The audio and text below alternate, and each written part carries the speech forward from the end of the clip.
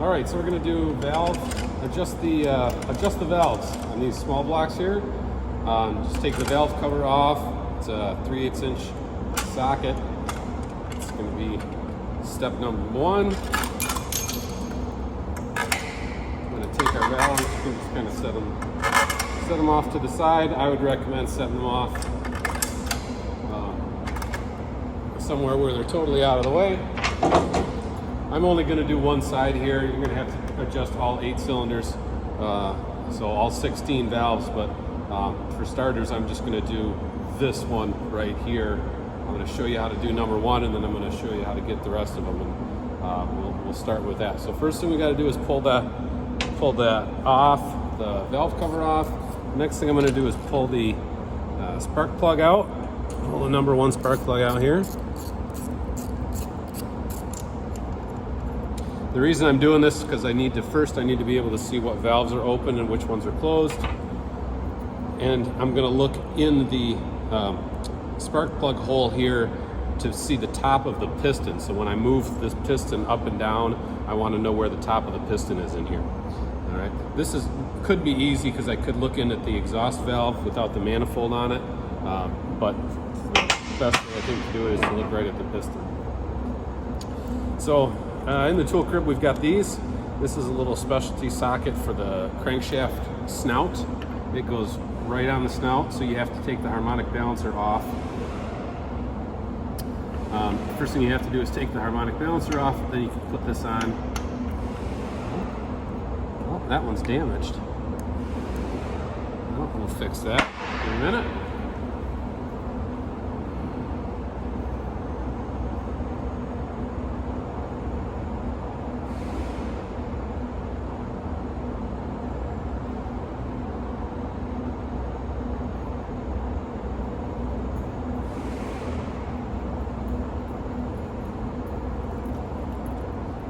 We have extras. So that just goes right on the crankshaft snout, 1/2 inch drive, and then I can crank the engine over manually. Right? So what I'm looking for when I crank this over, as I spin this around, I should be looking for these valves to open and close. So this one right here is the intake valve. I know that because it lines up with the intake runner. This is the exhaust valve because it lines up with the exhaust port.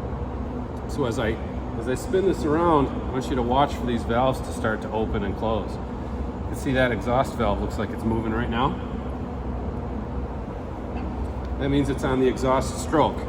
So what comes after the exhaust stroke is the intake stroke. So that means that this should start moving as soon as this one stops moving. And it might be difficult to see, but this piston, the push rod, is pushing up. These aren't totally adjusted yet, which is why you might not be able to see it going down, but that's moving down. So that means when that's closed, okay, that means that I'm at the bottom of the intake stroke. So the first stroke in the cycle is intake. The next stroke is going to be the compression stroke. So that piston is down here. Now I want to push it up. In order for compression to work, these two valves have to be closed, right? So one more 1/2 turn, and you don't see anything happen with these valves, but the piston was moving from bottom to top dead center. So bottom dead center to top dead center. All right, now here's where I want to take a look. If I look down in here, inside that spark plug hole, you might need to grab a little flashlight. You should be able to see the top of the piston. So let me see if I can show you that.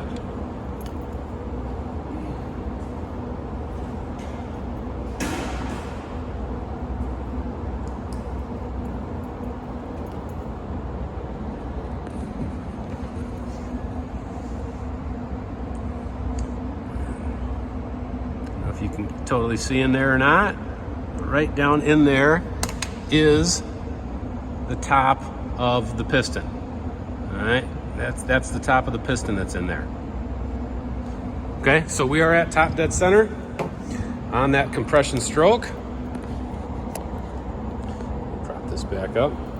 So I'm at top dead center compression stroke. The next thing I'm going to do is take a 5/16 You can use the spark plug socket if you want to. It's the same size, 5/16.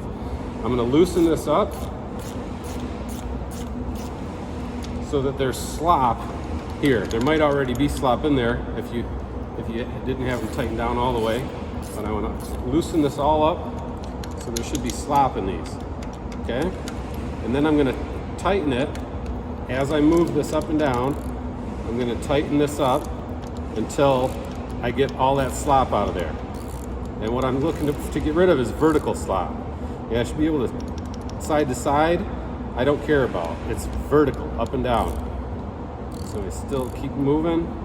Right there. Now you probably can't see it, but I can feel it. It's a feel kind of a thing, right? So I can't move that up and down anymore. It's still loose. I can still spin it, right? But there's no slop up and down at all. So what I'm going to do now is I'm just going to turn it 1/2 of a turn. Okay, there are some people that tell you to turn it a full turn. Some people tell you to turn it a turn and a half. Some people say do a 1/4 of a turn. For this class, I just want you to do 1/2 a turn. I think that's the best way to do it.